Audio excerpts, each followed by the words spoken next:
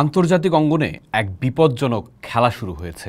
যুক্তরাষ্ট্র আর চীনের বাণিজ্য যুদ্ধ, যেখান থেকে আপাতত পিছু হটার কোনো রাস্তা আর খোলা নেই। যে ফাঁদ পাতা হয়েছিল বেইজিংকে ঘায়েল করতে, আজ যেন সেই ফাঁদেই আটকা পড়েছে ওয়াশিংটন। দুই পরাশক্তি একে অপরের ওপর চাপিয়েছে আকাশ ছোঁয়া শুল্ক।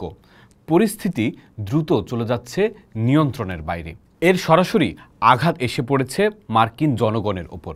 ভেঙে গেছে তাদের বহু বছরের জমানো স্বপ্ন। টেক্সাসের প্রযুক্তিকর্মী ওয়েনের কথাই ভাবুন। একটি উজ্জ্বল ভবিষ্যতের স্বপ্ন দেখেছিলেন তিনি। কয়েক বছরের মধ্যেই স্বচ্ছন্দে অবসরে যাওয়ার পরিকল্পনাও ছিল তার। কিন্তু শেয়ার বাজারের এক ধাক্কায় সব তছনছ। প্রেসিডেন্ট ট্রাম্পের এক ঘোষণার পরেই ধস নেমে আসে বাজারে। ওয়েন একদিনেই হারিয়েছেন প্রায় $5 লক্ষ বিনিয়োগ, যার মধ্যে ছিল তার সারা জীবনের অবসর তহবিলও। তিনি উপহাস করে বলছেন, হ্যাঁ, বলতে পারেন আমার সম্পদ এখন আমার থেকে মুক্তি পেয়ে গেছে। এই অর্থনৈতিক ধস কোনো বাজারের উত্থান পতনের কারণে নয়। ওয়েনের মতে এই সংকট পুরোপুরি রাজনীতির সৃষ্টি। শুধু ওয়েন নন, এমন গল্প এখন আমেরিকার ঘরে ঘরে। ক্যাফে মালিক ক্যাথি কফি বিন কিনছেন 20% চড়া দামে। এর মানে প্রত্যেক আমেরিকানকে এখন প্রতি কাপ কফির জন্য বাড়তি পয়সা গুনতে হবে। পোশাক, জুতা থেকে শুরু করে নিত্য প্রয়োজনীয় সব কিছুর দাম আকাশ ছোঁয়া।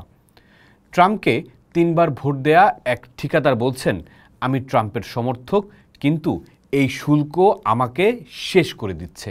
শেয়ার বাজারে ক্ষতির কারণে তিনি বড় কাজ হারাচ্ছেন। নির্মাণ শিল্পেও নেমে এসেছে অশনি সংকেত। ক্যালিফোর্নিয়ার একটি বাড়ি বানানোর খরচ বেড়েছে প্রায় $30,000 থেকে $40,000।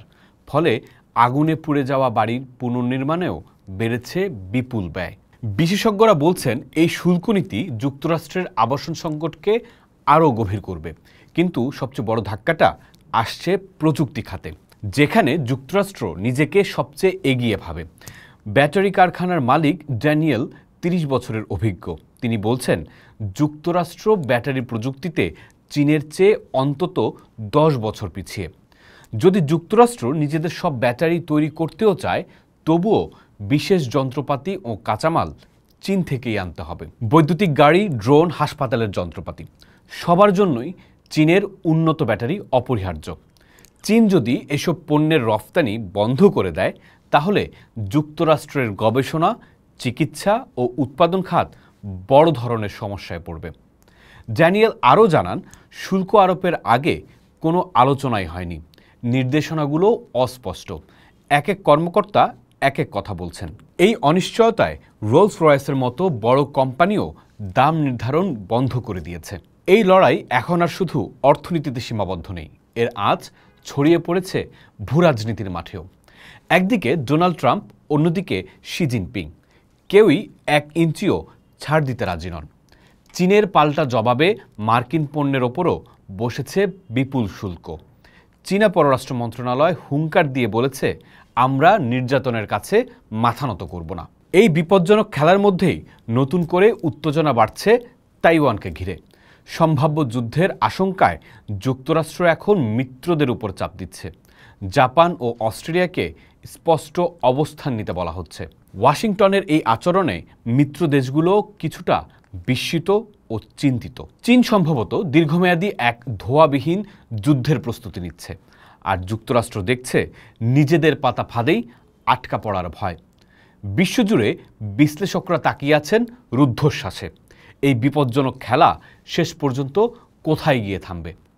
অর্থনীতি, প্রযুক্তি আর ক্ষমতার এই লড়াইয়ে কে জিতবে? নাকি উভয় পক্ষই পরাজিত হবে? উত্তরটা কেবল সময়ই বলতে পারবে।